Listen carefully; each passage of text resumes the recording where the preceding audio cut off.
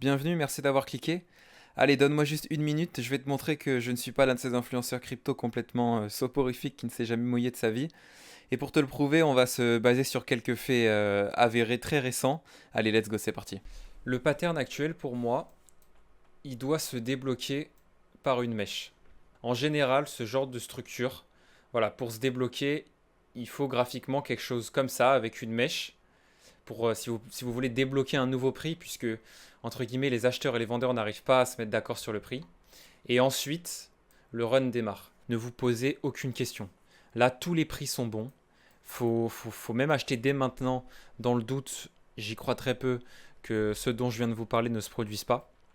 Tous les prix sont bons, allez-y, n'ayez pas peur. Voilà, donc comme tu as pu le voir, je te résume rapidement ce que j'ai dit lors de ma dernière prise de position publique. J'expliquais qu'en fait, on allait se taper un énorme run sur Ethereum, bien plus impulsif que ce que les gens imaginaient. Mais pour ceci, je rappelle, à ce moment-là, on était là. Il fallait débloquer le prix par une genre de mèche, là, voilà, c'est celle-ci. Honnêtement, j'ai perfect le move à quelques dollars près. Il faut savoir que moi, je suis en trade depuis là. Et je ne lâcherai pas ce trade, mon TP est après l'ATH. J'ai décidé de tourner cette vidéo parce que j'ai remarqué 4 choses. 4 choses que me montre le graphique, hein, c'est pas moi qui le dis, c'est vraiment c'est le graphique qui l'indique, vous allez comprendre. Et ces 4 choses, elles convergent toutes vers une même idée, qui est que le top d'Ethereum de ce cycle sera à 8000. Donc pas 8000 exactement, mais vous comprenez, entre 7000 et 9000 quoi. 8000, 8600, 8500. Allez, je vous ai assez fait mijoter, on part tout de suite avec la première idée. En fait, c'est une idée psychologique. D'ailleurs, shootout à Ulysse Pump. C'est lui qui a exposé cette idée en premier, mais je le rejoins complètement là-dessus. Donc je vais la développer un petit peu plus qu'il ne l'a fait. En fait, on va juste s'intéresser au prix des anciens tops d'Ethereum. Donc vous voyez, le premier s'est fait aux alentours des 1000 dollars. Le second s'est fait aux alentours des 5000. Et donc ça laisse fortement supposer que le suivant se fera aux alentours, voilà, bravo, vous êtes malin, aux alentours des 10 000. Mais pas exactement 10 000. Et même un peu en dessous. J'apporte ma justification. En fait, pour les vendeurs, il est facile, et d'ailleurs il est trop facile, hein, c'est bien pour ça que l'idée est valable, d'attendre le prix psychologique en question. Donc on se dit assez facilement, voilà, à 1000 je vends, à 5000 je vends, je considère que c'est assez, etc. Donc c'est pour ça que souvent les prix psychologiques ne sont jamais vraiment atteints, parce que ça piège un certain nombre de gens qui auraient osé attendre ce prix-là, et en fait ils se retrouvent piégés, comme ici par exemple, à attendre que ça vienne toucher le prix qui s'était fixé, mais on vient jamais le toucher, et ils sont piégés à jamais, et ils paniquent au bottom ici, et bravo à tous, ils sont débiles. Donc là vous êtes sûrement en train de vous dire, ouais bon ok soit, mais attendez de voir, vous allez voir que tout converge, c'est assez impressionnant. Bon, maintenant, je voudrais vous montrer une deuxième chose. Et quelque chose d'assez classique, qui se fait un peu sur tous les graphiques qui montent avec une certaine cyclicité, qui est qu'en fait, à chaque fois, on divise par deux le pourcentage d'augmentation entre le top précédent et le top suivant. Je m'explique. Ici, vous voyez, à chaque fois, c'est des moyennes. On ne cherche pas à prévoir le prix exact, on cherche à prévoir une tranche de prix. En l'occurrence, ici, c'est 8000.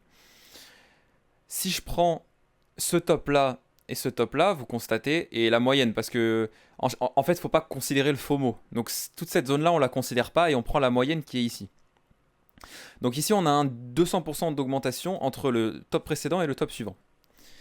Je divise par 2, on cherche à mesurer environ plus 100%. Regardez. Je prends l'ancien top, ici. Évidemment, j'enlève le FOMO, je prends la moyenne. Et regardez où s'arrête le 100%, 8000. Regardez, donnez-moi une minute, je vous prouve la véracité de ce que je viens de dire sur Bitcoin. On prend l'ancien top, on mesure l'augmentation, environ 200%. Parce que je squeeze la partie FOMO. Environ 200%. Je mesure pareil depuis le top qu'on vient de mesurer. On suppose qu'on est à peu près au top de Bitcoin. Moi j'avais expliqué, c'était en septembre je crois, que je m'attendais à ce que ça passe entre 120 et 140. Mais je ne pense pas que ça dépassera 150 avant une correction conséquente que j'estime sous 100 000. Voilà, donc là on est à 100%. Vous voyez, donc ce que j'explique se tient. Ensuite, je passe à l'argument suivant. On revient sur Ethereum. On va utiliser une extension de Fibonacci que vous connaissez peut-être. Si vous la connaissez pas, désolé pour vous. Mais c'est pas grave. On n'a pas besoin de savoir comment fonctionne une courroie de distribution pour piloter correctement une voiture. Alors, une extension de Fibonacci, en fait, ça se place sur... si vous voulez, c'est pour estimer la taille du mouvement suivant à partir du mouvement précédent. Donc là, ce qu'on va faire, c'est qu'on va le poser sur... pareil, on conserve toujours une moyenne. Là, on ne cherche pas à prédire un prix exact, mais on cherche à prédire une tranche de prix. Donc la moyenne, le prix le plus bataillé ici, il est à peu près à ce niveau-là. Donc je pose mon premier point ici, et je vais aller le poser sur la moyenne des tops suivants. Juste ici. Et ensuite, même raisonnement, je prends la moyenne des prix des prix plus bas du dernier cycle, pardon. Voilà, je le pose ici. Et il faut savoir que sur Fibonacci, la zone, l'objectif est donné par ce chiffre ici, 1,618. Ne me demandez pas pourquoi, j'en ai aucune idée, c'est des mathématiques. Mais constatez par vous-même, posez le genre de Fibonacci que j'ai posé, vous allez voir qu'on atteint souvent en objectif ce prix. Voilà, encore 8000. Ok. Comme Bitcoin est en avance, je vous démontre encore une fois ce que je viens de vous expliquer sur Bitcoin. Hop. Bon, je vais aller un peu plus vite puisque j'ai déjà expliqué le fonctionnement juste avant. Voilà, là le prix qui a été le plus débattu, c'est environ ici, au niveau de 6-5 000, qui est d'ailleurs encore une fois un prix psychologique. Donc je pose mon premier point ici.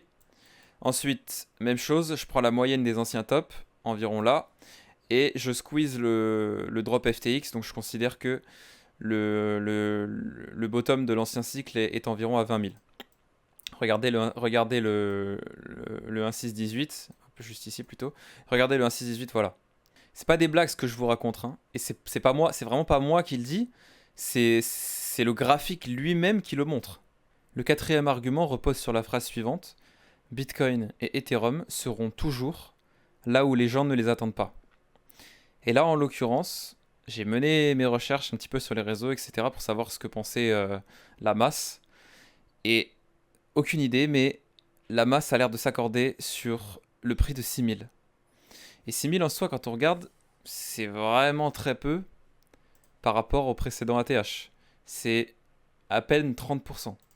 Juste si on regarde sur BTC, je prends l'ancien ATH, on est plus à plus 100% qu'à plus 30%. Ça paraît vraiment très très peu et ridicule. N'oubliez pas que Ethereum, plus personne n'y croyait, tout le monde criait à la mort d'Ethereum. Voilà ce qui s'est passé. Ne sous-estimez jamais le potentiel de la deuxième plus grosse crypto ever. Mais le prix de 6000, il se justifie parce que les gens ont tellement attendu qu'ils ne peuvent pas imaginer un tel mouvement. Et je peux vous l'assurer, l'erreur que fera la masse dans ce cycle, et c'est pour ça que ça ira bien plus haut que ce que les gens imaginent, c'est qu'ils vendront trop tôt. Le mot d'ordre actuellement qui tourne sur les réseaux, c'est n'oubliez pas de prendre des profits. Tout le monde veut vendre. Je n'ai jamais vu ça de ma vie. Depuis quand un débutant veut vendre? Un débutant, ça va faire x100. Ça devrait vous mettre la puce à l'oreille. Voilà, je vais en rester là pour aujourd'hui. N'oubliez pas, mis à part le quatrième argument qui est plus une interprétation de ce que je constate, sinon les trois premiers, ce n'est pas moi qui le dis, c'est le graphique.